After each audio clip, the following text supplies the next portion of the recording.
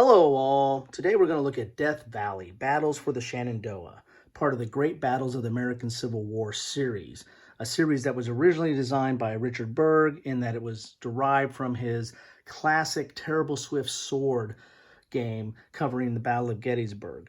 The game designer for this is Greg LeBach. Apologize if I mispronounced that. Published by GMT Games in 2019. It's a big, thick, sturdy box by GMT. Let's take a look at the back here. Complexity is 7 and solitaire suitability is 7. One of the reasons for such a high solitaire suitability is the activation system.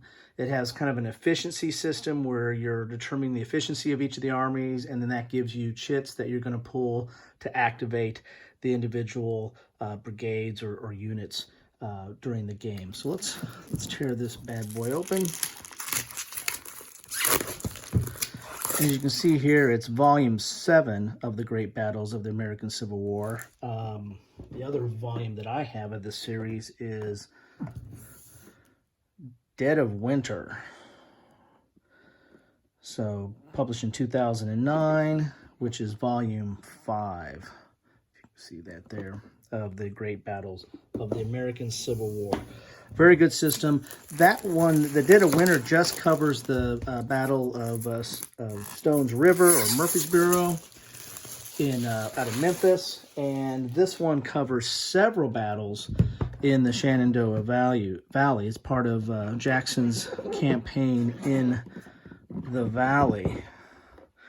And while we're speaking of Jackson's campaign in the Valley, classic in that genre is Stonewall in the Valley, Avalon Hill game. Shows us a little bit of wear here. This is the Great Campaigns of the American Civil War, Volume 4. So you have the Great Campaigns, which this is more operational level, and then you have the Great Battles, which is more tactical level, covering the individual battles. So what you get here is a series rule book, the 2019 edition. This is 40 pages with the back credits and an index.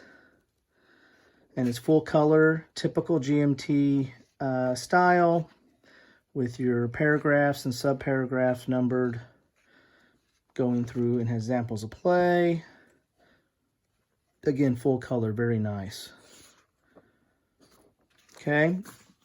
Then you have your battle book, and I think you have several battle books. This is the battles of 1862, and it's going to cover those battles and have your setup and your victory conditions and any special rules that there might be for those battles. So those are your 1862 battles. Then you have your battles of 1864. Well, let's go back to this for a second. This one is 24 pages with back credits. This one is much thicker, and this has 48 pages. A little map there of the area. But this is covering the battles of 1864, and there's quite a few in here. You got the full color setup, Union, then Confederate, and any special rules about it. So quite a few battles in this box. You're getting, not one, but 2 counter trays. Well, that's great. That might be enough to put all these in there. Bag of dice, blue and gray. Imagine that.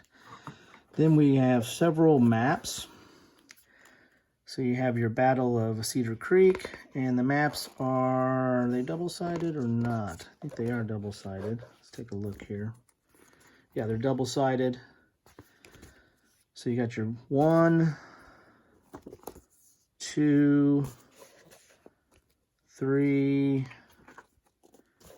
and 4, and 5. 5 battle maps, double-sided here, okay?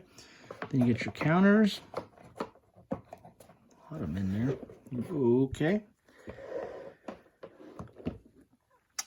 And very nice counters. Whoop. Let's get them right side up here. So you can see your leaders. And then you have the color coding on there that this shows the leader over which area, which units or section of units that leader commands.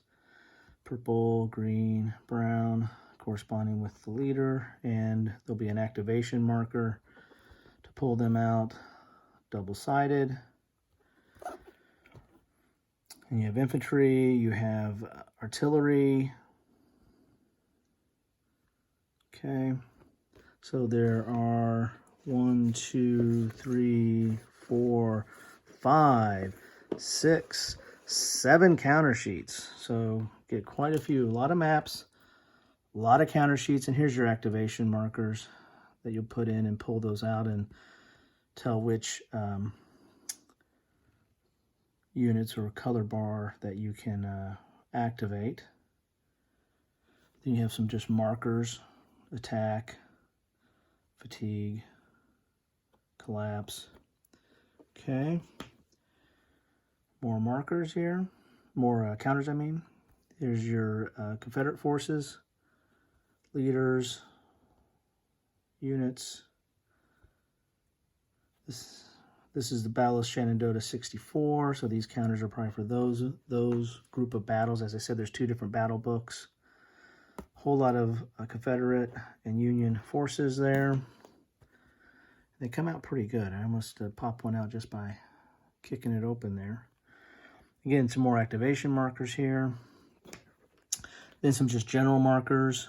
Refuse left, like these are tactics, refuse left. Extended open order, extended column. Here's your low ammo, open order. Some more activation. Wow, there's a lot here. And these are your markers for your casualties or lack of, I'm going to say cohesion, because it very much reminds me of great battles of history. I think there's there's probably more connections to that than there may be to the Terrible Swift Sword from the original design, but others might disagree with me there. So there's your counter sheets. Then you get your player aids, quite a few in here. Ooh, okay, so you get a nice hefty stack of player aids. So these are your organization charts, like for victory points, your casualties, you know, what your efficiency is, and then your activation markers when you draw them, where they go, your turn track. So that's for the Battle of First Winchester, and then the Battle of Second Kernstown. This is pretty nice how you have stuff laid out for the different leaders. Okay, turn track, victory point. First Winchester for Confederate, Second Kernstown Confederate. So these are all the different battles that you have in here. So this is kind of a nice holding chart for your units.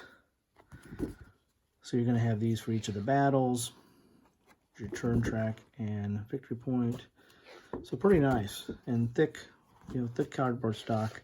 So quite a lot here. I mean, there's a lot of battles in this box. As I said before, the Dead of Winter is just Stones River. This one has several battles in it. So you have your second disorder table. You have your terrain effects chart. Help you out with all the different, and there's 2 of those that you have there. Then you have your player aid card, which is fold out. So you have 4 pages of that. Shock resolution, fire table, range effects, stacking limitation, non-phasing eligibility, your rally table, brigade orders, loose cannon, brigade coordination. Your brigades are going to be your different, your color bands that you're going to be activating. So you get 2 of those for each player as well. So that's what you get in the box. Quite a bit of goodies in here. A lot of battles. I'm going to try to see here. It says you get 3 22 by 34 double-sided maps and 2 17 by 22 double-sided maps. So that's a lot. 2 battle books, 7 counter sheets. So quite a lot in this box. So looking forward to getting into this series. It's been a while since I played Dead of Winter. And I'm just going to be kind of dusting off the rules to kind of get back into that. But there's a lot in this box and a lot of playability with all the various battles that you can go through. Again, pretty thick battle book for 64, and then in 1862. As I said, you can do the operational level with Stonewall in the Valley, which is part of the great campaigns of the American Civil War, or you can dive right into the tactical battles themselves and have some fun with the great battles of the American Civil War. So hopefully that was helpful to you. If you like it, please like, please subscribe, and let me know what you guys think. Appreciate it. Thanks for watching.